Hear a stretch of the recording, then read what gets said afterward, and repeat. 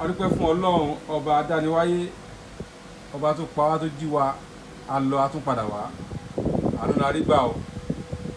A dúpẹ́ pé àwa lọ wòlíì náà wà, àwa náà wà, ìṣẹ́ tó kú ní gbogbo wa, a ṣàìsàn. Olúwa ṣé o, gbẹ̀yìn lólùfẹ́ wa tẹ́ ń wà, bá a ṣe ń wá lẹ́yìn náà là ń bá. Àwa náà máa wá, ẹ̀yin náà máa bá o, ẹ̀yin kò ní kú ní wa, kò ní pẹ̀lú lágbára Ọlọ́run. A tún àlọ́dọ̀ wòlíì wa, wòlíì àgbáyé ni Prophet Michael Olohumbe, olùdásílẹ̀ ìjọ God Life Ministry tó wà ní Àdìyàn Ọlọ́mọwẹ́wẹ́ ní ìpínlẹ̀ Èkó. Lónìí ọ̀rọ̀ tá à ń bá lọ náà ni ẹni máa wò pé kí ló dé tí à ń mú báyìí, a fẹ́ kó máa yí wa náà sẹ́wọ̀n pé aró tẹ̀yìn olóòfà aró tiwa wọ́n ti náà nítorí dátà yín yẹn la fi mú ní 15 minutes bẹ́ẹ̀ so that tẹ bá ti ń wò ẹ mọ̀ rí nǹkan kan tàbí méjì dìmú. Ẹ rí i pé ìwé tá a ti gbé wá ìran kìíní ìran kejì part 1 part 2 part 3 la wà ẹ rí i pé ọ̀tọ̀ọ̀tọ̀ ni nǹkan tí wọ́n lè sọ wọ́n ní ọ̀tọ̀ ní tọ́lú ọ̀tọ̀ ní tọ́lú tọ́lú ọ̀tọ̀ ní tọ́lú wò. Ẹ rí i pé kò jọra wọn. Aró tí mọ́ ti wa náà ni àdẹ̀rò tiwa náà mọ́ ti yín torí ìgbádùn yín báyìí òun náà ló jẹ́ alógún. Wòlíì ẹ bá kí àwọn èèyàn ká tó bọ́ lágbàmì tó. Mo kí gbogbo ẹni tó ń gbọ́ mi tó ń rí mi ní gbogbo ibikíbi tẹ́ ti ń gbọ́ mi. Mo gbàdúrà ọdún yìí àtúrà òkú nílé kókó wọn wà lórúkọ Jésù. Àmín àmín lórúkọ Jésù, ọdún ayé wa lọ́dún ilé. Wòlíì bí tá a ti mú lénìí n tó ń yọ lágbájá lẹ́nu tó ń yọ tàmẹ̀dì lẹ́nu ni gbogbo wa náà ló ń yọ lẹ́nu. Ó ti wà láti ìkọ̀kọ̀ bí ènìyàn sọ fún ní ó ti wà láti ìdíkọ́sẹ̀ bẹ́ẹ̀ ni ó máa wà nísìnyí àti ayé àìnípẹ̀kun. Ìran ti wà látayédáyé, ó ti wà nínú Bíbélì. Ẹ bá wò ó á rí i pé Jósẹ́fù ó rí na ìran ló gbé tóbi tó dé. Ẹ rí i pé Kéènì àti Ébẹ́lì ní tó fàjà láàrin wọn náà ìran náà ni ìran ògo. Ẹlòmíì wá ní ọba lọ́la kábíyèsí lọ́nà yẹn ẹ kí kábíyèsí bọ̀dí kábíyèsí bá múra kábíyèsí ò ní ra dédé wọ́n rí na yẹn sí ṣùgbọ́n ọ̀nà wá sí musẹ́. Ẹlòmíì wá ní ó yẹ kó ti wá nù òyìnbó kí ló ń ṣe Nàìjíríà Amẹ́ríkà ló yẹ kó wá London ló yẹ kó wá ṣùgbọ́n ẹni arínà sí tí ò bá múra wọ́n ti máa sọ fún un tí ọjọ́ òfin lọ tí ìràn òfin ní wá sí wọn ní landlord sì bá múra landlord ní rí landlord ṣe o yóò ṣe èmi àyà ìrẹ́ǹtì tí ọjọ́ òfin dé ni. Ẹ̀yin náà wo bàbá $1 ọjọ́ alẹ́ bàbá tó rúgbò lò bàbá wọn dààmú nígbà ìgbà ìwé ìgbà tó gòdè wọ́n dẹ̀ ti mọ́ nínú ẹ̀sìn pé $1 wà á lọ sí lóyìnbó bàbá wa pé 70 something kan tó máa lọ sí lóyìnbó lọ. ọ̀rọ̀ ọ̀ràn kí ni ìran kí ni ò jẹ́ kí ìran wá sí ìmúṣẹ kí ló ń fà á tí wọ́n á fi nínú ògbó sí ẹ̀ pé tẹ́ni yẹn bá múra kò ní lógo náà lò. Wòlíì ẹ bá àṣàlẹ́ fáwọn yẹn kó yé wọn. Ẹ ṣètò fún question tẹ́ béèrè which is question tó dáa jù láyé láti béèrè níbẹ̀rẹ̀ ọdún fún gbogbo èèyàn even kò tẹ̀ sákòókò tí question yóò ní agbára nípa ìran ìṣá. Tábà wọnú ìwé Ezekiel tí mo sọ ní part 2 yẹn part 3 la wà ní Ezekiel 21 títí dé 29 Ezekiel 12 21 to 29 wọ́n tó bá ń gbọ́ mi kò ṣí Ezekiel chapter 12 verse 21 to 29 kó kà kó enjoy yẹ ṣùgbọ́n mi àná àwọn àlàyé kan tí màá ṣe tó bá kà wà rí pé bí Ọlọ́run ṣe ṣètò gbogbo ẹ̀. Ṣe rí àwọn ìran kan wà ìran àárọ̀ ni tó bá sọ ó máa ṣe lẹ́sẹ̀kẹsẹ̀. Àwọn ìran kan wà ìran tí wọ́n gbọ́dọ̀ ṣiṣẹ́ fún ni òun làwọn ìran ọ̀sán àti alẹ́ kó má bàa kọjá yàn. Ọdún ìran yẹn ló máa ń nágbára jù.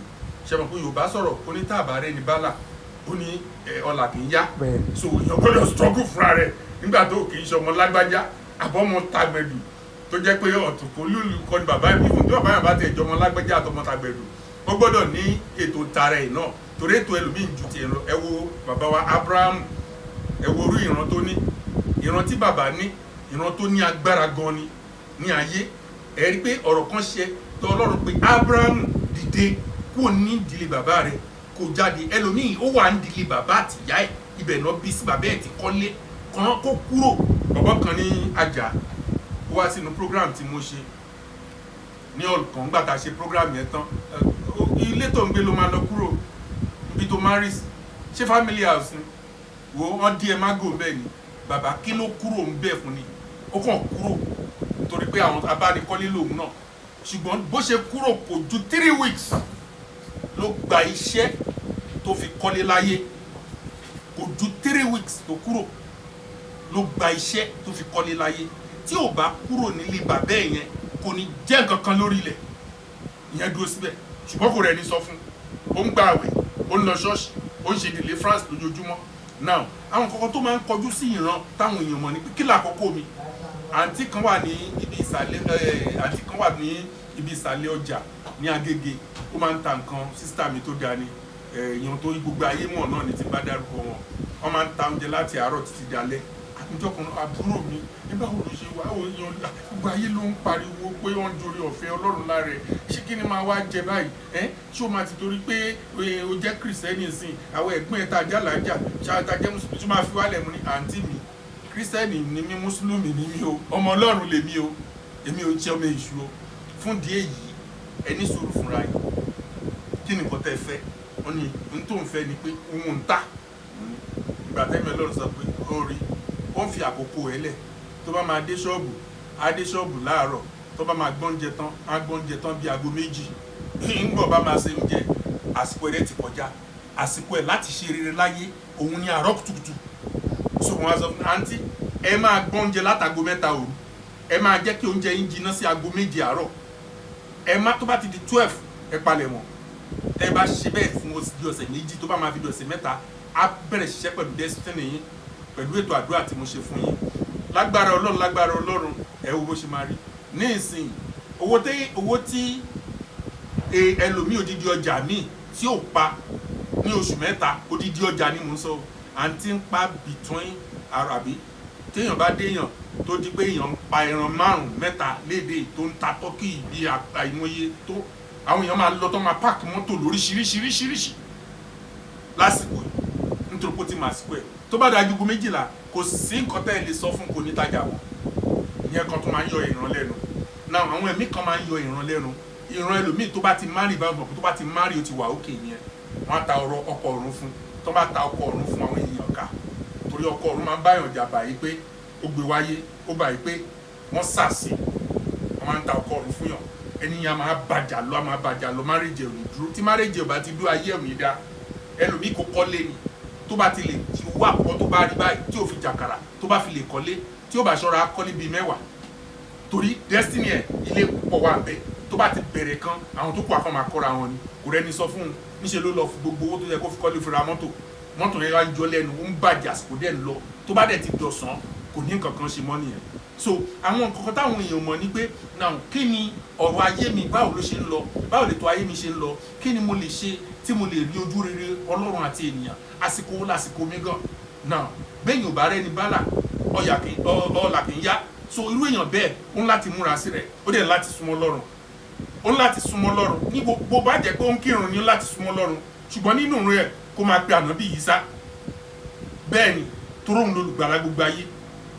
Nǹkan tí mo ní láti sọ fún àwọn èèyàn nìyẹn. Ó ń láti súnmọ́ Ọlọ́run, ó ń láti súnmọ́ Ọlọ́run kó máa súnmọ́ Ọlọ́run kó dẹ̀ máa súnmọ́ àwọn èèyàn Ọlọ́run. Ẹ̀rí ọ̀dọ́ nítorí àwọn oníjìbìtì àtàwọn èèyàn dáràn tí wọ́n sásábẹ́ ọ̀rọ̀ Ọlọ́run nǹkan tó wọ́n dẹ̀ yí sí láti dictate ọ̀nà tó fi yí sí láti dictate irú wọn kì í sọ̀rọ̀ kó wá sí ìmúṣẹ tó bá ti sọ̀rọ̀ tó bá fún wọn lásìkò àkọ́ni pé ọ̀rọ̀ wọn bẹ́ẹ̀ tí irú àwọn ẹlòmíì náà dẹ̀ ní wọ́n máa ń gbọ́ ìránṣà wọn kì í béèrè kí ni mo lè ṣe tí ìràn yìí lè ṣe. Ẹ wo àwọn kan tán lọ́rùn lò fún mi tó gba ọ́fíìsì fúnra mi ń béèrè ọ́fíìsì náà mi ń béèrè àwọn fúnra wọn náà pinnu náà lọ gba ọ́fíìsì fún mi ní Akíọdé pẹ̀lú millions of naira. Ẹ̀rí nígbà tí mo ṣe gbàdúrà fún wọn tọ́lọ́run máa gbàdúrà yẹn Ọlọ́run gbàdúrà yẹn gbà táwọn náà máa gbọ́ mo ní ẹ dá sí ọ̀rọ̀ destiny nǹkan méjì lọ́lọ́run rán mi sí ọkọ àtìyàwó. Ení dá sí ọ̀rọ̀ destiny recovery, èkejì ni pé wọ́n ní kí n ṣe nǹkan báyìí fún yín ntẹ́ fẹ́ ṣe tẹ́ ti ń ṣe tipẹ́tipẹ́ lẹ́sẹ̀kẹsẹ̀ ló máa bọ́ sí mo fún yín ní 3 weeks eré 3 weeks lọ àdẹ̀sí ń gbàdúrà ṣùgbọ́n kó ká tó pẹ́ ká tó mọ̀ Ọlọ́run dá sí májẹ̀mú yẹn wá sí ìmúṣẹ tó dẹ̀ sẹ́n pé bá a ṣe ń sọ̀rọ̀ yìí wọ́n yin Ọlọ́run lógo táwọn náà wàá rántí pé ó jẹ́ ká dùn wòlíì yìí nù nígbà tán dé látòrí òkè òkun wọ́n rẹ́dì láti ṣàánú láti dùn yàn nínú. Ẹ̀rí láti ti dùn Ọlọ́run nínú fúnra wọn náà gbé ọ́fíìsì mi kúrò níbi tí mo ti manage lábúlé gbà wọ́n á gbé mi kúrò nínú manage wọ́n á gbé mi sínú ògo aláàkọ́ akéṣìndà àyà wọ́n gbé mi sínú ọlá sínú ògo Ọlọ́run. So mo gbàdúrà fún irúwọ tó ń wò mí náà nínú ọdún yìí tó níran rere tó bá sọ fún ẹnikẹ́ni tó ẹ̀mí ẹ bá dàpọ̀ mọ́ láti jẹ́ kó gbàdúrà fún ẹ àbí kó ṣe nǹkan kan fún ẹ tó bá ti sọ̀rọ̀ nípa ìran yẹn béèrè pé sà ẹjọ́ báwo ni ìran yìí yóò ṣe ṣẹ, kí ni ìgbésẹ̀ tí máa gbé. ìran mi ìṣẹ́ lómi kan kó gbàwẹ̀ mẹ́ta ni kò lè gbàwẹ̀, kò dẹ̀ ní bẹ́ẹ̀yàn ní ẹjọ́ ẹ bá mi gbàwẹ̀. ẹlòmíì kó kàn ṣe tọrẹ àánú kó ṣàánú kò máa nú ṣe, òun ló ń dá ṣiṣẹ́, òun ló ń dá náwó ẹ̀ torọ́ òun lọ́lọ́run fún níṣẹ́, kò mọ̀ pé kò ń ṣe oúnjẹ nìkan àtàṣọ nìkan náà fowó rà. kẹ́mi náà lè yọ ó lè gùn, wọ́n máa ń fowó rà, wọ́n máa ń ra ilé ayé ìgbé ni no matter àìdá bó ṣe rí létí ẹ̀ kò yẹ ń sìn. kò tí ì sí ẹnikẹ́ni tó jẹ́ pé ó kàn máa wálé ayé pé fún òun ti Kristi Olúwa wa. ẹlòmíì ọmọ ẹ̀jẹ̀ ni ṣùgbọ́n kò ṣe nǹkan tó lè fi rí ìyà ìtúsílẹ̀ lórí ẹ̀jẹ̀. ẹ máa wò irú Dávidi ọmọ ẹ̀jẹ̀ ni tí ò bá pa Gòláyátì kó fi ọwọ́ rẹ̀ báyìí kó fi sọ òkò àdúrà tó yẹ kẹlòmíì sọ kí ọ̀tá ẹ̀ ṣègbè dànù kò sọ. ẹlòmíì ó dìgbà tó bá ṣe nǹkan tó ní agbára kan. ẹ rí nígbà tí Gòláyátì kú ṣe bó jẹ́ kí Dávidi sinmi, ìgbà náà lógun tún wá dìde. ẹ rí ogun àwọn wo ló dìde? ogun àwọn tó ní òkìkí. Gòláyátì jẹ́ ẹni tó ní òkìkí ní gbogbo ayé gẹ́gẹ́ bí ajagungbadé. ogun Sọ́ọ̀lù odidi ọba ó ní òkìkí ní gbogbo àgbáyé, ọba àkọ́kọ́ nílùú Ísírẹ́lì. gbogbo àwọn yẹn inú ògo Dávidi náà wà ó gbọ́dọ̀ lọ láyé kí Dávidi tó jọba o. tíru wọn ò bá lọ Dávidi ò ní jọba, tẹ́jẹ̀ wọn ò bá ta sílẹ̀ Dávidi ò lè jọba. nítorí ẹ̀ orí idẹ ni Dávidi gbé wáyé. ẹlòmíì gan tó ń tàràkà nísìn orí idẹ ló gbé wáyé, orí idẹ lẹlòmíì gbé wáyé. ẹlòmíì ò fẹ́ travel lọ sí abroad, orí ẹ̀ ò dẹ̀ mú abroad. mo sọ fọ́ọ̀rẹ́ mi kan mo ní kò ní ìdíkò lọ abroad, ṣé káwọn ará abroad máa béèrè owó lọ́wọ́ ẹ̀ jẹ́ ká gbé gbèsè báyìí. tá a bá ti lè gbé gbèsè báyìí nínú ìfẹ́ báyìí la gbé gbèsè náà. àwọn ará abroad gan tán wà lọ́hùn á béèrè owó lọ́wọ́ ẹ̀. ìwọ ló mọ ìgbésẹ̀. Nàìjíríà ìlàkọ̀ ìṣerere tiẹ̀ mọ́ yẹn dúró bẹ́ẹ̀ ẹni ó ti mọ̀ ó gbé gbèsè ó dẹ̀ láti rí ìyanu Ọlọ́run. àwọn ẹlòmíì ọmọ ẹ̀jẹ̀ náà Bíbélì sọ pé màá fi ti kú fún ikú, màá fi ti kọlù fún ìkọlù, màá fi ti bàwí fún bàwí, láti fi ẹ̀bùn fáwọn ọmọ. kó tí Jósẹ́fù kó tó lè dìde wọ́n gbọ́dọ̀ make sure pé kẹ́jẹ́ ta sílẹ̀, kò dẹ̀ lè ta lé bàbá ẹ̀ ẹ̀jẹ̀ tí ẹ̀ gan fẹ́ ta sílẹ̀. Ọlọ́run rán lọ sórílẹ̀-èdè tó nágbára, ìṣẹ̀lẹ̀ tó máa ṣẹlẹ̀ ńbẹ̀ apamọ́rin títí ògo rẹ̀ dé. nígbà tó ògo rẹ̀ fẹ́ dé ẹnìkan kú jáde lọ́jọ́ kan ó kú, ẹnìkan wà ní owónú ìṣeré. ẹni tó bá yẹ kó wọnú ìṣeré káyé ẹ da tó máa gbé ẹni kó wọnú ìṣeré lọ́dún yìí. ẹni tó bá yẹ kó ṣègbédànù káyé ẹ lè nítumọ̀ ó láti ṣègbédànù lọ́dún yìí. bí ọ̀rọ̀ ẹ ṣe láti rí nìyẹn. tó o bá jókòó tó kàn ń wò tó wá ń wá deliverance kan káàkiri o kàn ń gọ ni. tó o bá dìde lásìkò fún ìran rere ẹ láti wá sí ìmúṣẹ. ìwọ ọmọ ọmọdé káì àtàwọn Júù wọn ò kíkí wọn ò lè múlẹ̀ lóòótọ́. àwọn wà nú àwọn tó wà nínú ọba Ṣúṣánì, tó wà nú ààfin Ṣúṣánì, tó dẹ̀ wà nínú kòlò Bábílónì, ṣùgbọ́n wọn ò lè ṣe rere kan. kí rere wọn tó lè múlẹ̀, kórúkọ wọn tó lè jáde, ìgbésẹ̀ máa wà. ìgbésẹ̀ yẹn ni Mọ́dékáì gbé. tí ò bá dẹ̀ sí challenge kò ní sí ìgbésẹ̀. Ámánì challenge ẹ̀ ó dẹ̀ fi kúrò.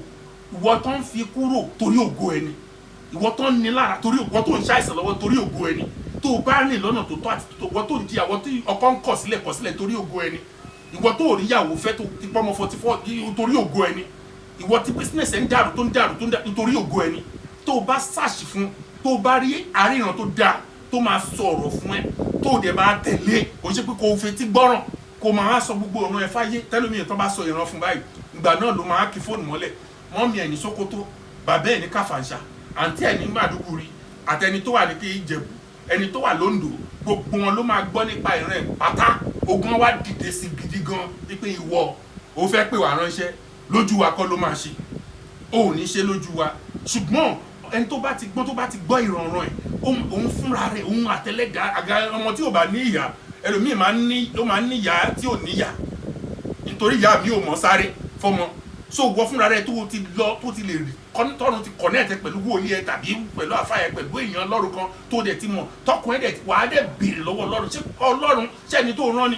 tọ́lọ́run bá ti sọ tọkùn ẹ ti rán ọmọ ìwọ gbégbèsè pẹ̀lú ẹ kó wá bọ́rọ̀ ayé ẹ ṣe fẹ́ rí. ìyẹn mo ṣe sọ fún yín mo fẹ́ kọ́rọ̀ yín dàbí ìyá aláṣọ tó wà lóṣòdì ó kàn rí mi nínú pépà náà dẹ̀ sọ̀rọ̀ fún orí ọdún mẹ́ta tó ti ṣe mẹ́yìn ọ̀run ṣe nínú ayé ẹ̀ ó di ọlọ́lá tó kú nínú òṣì ó mọ̀ pé lóòótọ́ ó náà wọn ò tiẹ̀ sin lọ́run mọ́ látijọ́ náà ló padà sọ́dọ̀ Ọlọ́run nítorí pé àtijẹ́ náà wà nínú kéèyàn sin lọ́run ṣùgbọ́n ìwọ ló rìn ní ọ̀nà tó tọ́ àti yẹ Ọlọ́run ò lè fa àwọn ènìyàn sílẹ̀ kó má ṣe ìwọ̀n lórí bí Nàìjíríà ṣe ń le tó yìí àwọn ẹnìkan kọ́lé wọn ra mọ́tò wọn dẹ̀ ń gbé wọn rẹ̀ ṣe àwọn kan tí wọ́n lórí nǹkan tí wọ́n nírètí fún òun ni náà rí ìyanu náà lọ gba ibẹ̀ yẹn náà lọ gbé ọ́fíìsì mi lọ sí ọmọlé nísìn wọ́n gbé kúrò nínú àwọn wọ́n gbé sí gbangba wọ́n gbé sí ibi tó fẹ̀ níbi tó tóbi níbi tó nágbára níbi tó kí mo rò pé ó mọ nǹkan tí mò ń sọ pa ẹ̀ ìwọ náà mo fẹ́ kó o rí ìyanu kó o ra mọ́tò fún mi lọ́dún yìí mo fẹ́ kó o rí ìyanu kó o gbé mi lọ sí Lẹ́kì mo fẹ́ kó o rí ìyanu kó o gbé mi lọ sí part of country mi yes èyíbò kan sọ nísìn ṣé mo lè òun fẹ́ kọ́ church yẹn sí Port Harcourt now irú nǹkan tí mo fẹ́ nìyẹn mo fẹ́ kó o rí ìyanu kí wọn náà dá sí ọ̀rọ̀ Ọlọ́run now lórúkọ Jésù gbogbo ẹ̀yin tẹ́ ní ìran rere nínú ọdún yìí nípa agbára ẹ̀jẹ̀ Jésù ìran rere yẹn wá sí ìmúṣẹ níbikíbi tí ọ̀run bá ti pe wòlíì tó ti sọ fún ẹ irú ìran rere tó wà ẹ̀yin tẹ́ wà ń dalẹ̀ ẹ̀yin tẹ́ wà lókè òkun tó o bá ti gbọ́ ẹjọ́ kí ni ìran yẹn ó fi wá sí ìmúṣẹ ìran rere tẹ́ sọ yẹn kí ni òní tó máa ṣẹ́ ogun ìdílé tó ń yọ ọ̀ràn mi lẹ́nu àwọn àgbà tán jókòó sórí ìran mi yẹn kí ló máa fi wáṣẹ irú orí wo mo gbé wáyé ó lè jẹ́ kán gbàdúrà tó nágbára fún ẹ kọ́ta ẹ ṣègbè dànù ọ̀tá ẹlòmí ò lè wà láyé kóun náà wà láyé kánjọ máa ṣe ó lè jọmọ ìyá ẹ lọ́tá ẹ ó lè jẹ́ ìyàwó ẹ ó lè jẹ́ anybody ṣùgbọ́n tó bá gbàdúrà tẹ́mi Ọlọ́run tọ́ wa tó gbàdúrà sí tẹ́mi tọ́lọ́run ti ń gbọ́rọ̀ mo sọ fún ẹ ìṣòro yẹn á dàbí tọ́lẹ̀tò tó fi nuwọ́ tó jù dànù àwọn ọ̀tá dẹ̀ ṣègbè ọ̀nà àlà so ẹ̀jẹ̀ yẹn gbọ́dọ̀ ta sílẹ̀ bíi ti Mọ́dékáì tó gbàdúrà sọ láàrin ọjọ́ mẹ́ta ẹ̀jẹ̀ Ámánì ó ṣègbè igi tó rì fún Mọ́dékáì orí ẹ̀ náà fi kọ́ ọmọ 10 l'Ámánì ló bí ọmọ 10 lọ sí ìyàwó rẹ̀ tó fi ṣe ṣáàlẹ́dì fún ìgbìmọ̀ tó fẹ́ fi pa wọ́n jùrún ìyàwó ẹ̀ gbogbo ìdílé ẹ̀ gbogbo ọ̀nà ṣègbè bí ẹ̀jẹ̀ wọn dẹ̀ ṣe ń pọ́n sílẹ̀ nílùú Ṣúṣánì bẹ́ẹ̀ ni àwọn Júù nágbára sí Mọ́dékáì náà dẹ̀ di ọlọ́lá wọ́n yọ ògo kúrò lọ́wọ́ Ámánì wọ́n kì í sí Mọ́dékáì wọ́n fẹ́ yọ ògo kúrò lọ́wọ́ ọ̀tá ẹ̀ kán kì í sí ọwọ́ ẹ̀ nínú ọdún yìí tó bá gbàgbọ́ tó sì gbọ́ràn ó jẹ èrè dandan Jésù Olúwa wa mo fi àsìkò yìí gbàdúrà fún ẹ̀yin tí ẹ ràn wá lọ́wọ́ lórí Destiny Recovery ẹ jọ̀ọ́ àti fíìsì déètì bẹ̀tà àti fíìsì tá a máa lò sí tá a ti máa ṣe nítorí pé à ń fẹ́ ìrànlọ́wọ́ kíákíá ẹ jọ̀ọ́ ẹ ràn wá lọ́wọ́ lẹ́yìn tẹ́ ń fi ìrànlọ́wọ́ dọ́là ẹ má fi ìrànlọ́wọ́ dá ṣé nísinsìnyí kí wọn náà rógun Ọlọ́run àwọn tó ń ṣiṣẹ́ tó dá sí láti February àwọn náà lọ́lọ́run lò nísìn tó yẹ pé nígbà tó ń rí ìyanu Ọlọ́run kí wọn tó kó millions tí n bá dárúkọ ẹ̀rọ abáyàn ẹ mọ nǹkan tó ń sọ lórí níbẹ̀ yẹn kó tó lọ fi tún bí kan ṣe fún ènìyàn àná ó ní agbára ṣùgbọ́n nígbà tí inú ẹ̀ dùn òun náà dùn odùṣẹ́ ìránṣẹ́ yẹn mo fẹ́ kí wọn náà ṣe bákan náà lórúkọ Jésù ìyanu àṣẹlẹ̀ màá fún yín ní àwọn fóònù mi kó pè náà àtàkáǹtì yẹn o lè dá sí wọn náà lè dá sí nísìn kí n gbàdúrà fún wa àti ìdílé ẹ kọ́rọ̀ yín lè dayọ̀ nínú ọdún yìí ní orúkọ Jésù ẹ ó ṣe rere 070 360 38757 070 360 38757 àti 091 356 42057 091 356 42057 and àkáǹtì ayọ̀ yẹn First Bank ní